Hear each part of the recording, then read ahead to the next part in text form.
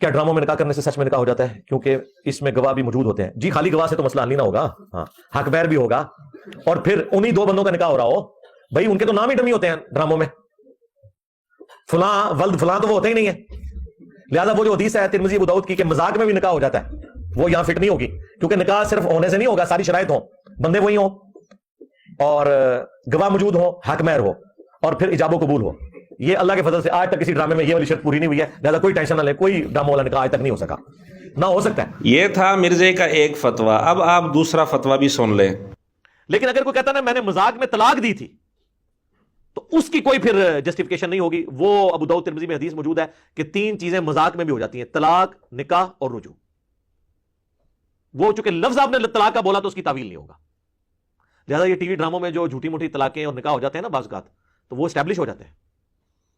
یہ ذرا ذہن میں رکھیے گا کہ اگر میاں بیوی اکٹھے کام کر رہے تھے ٹی وی ڈرامے میں, اور خاوند نے بیوی کو طلاق دے دی, اور وہ کہ یہ ڈرامہ ہے, تو ڈرامہ لگ گیا تھوڑے نال.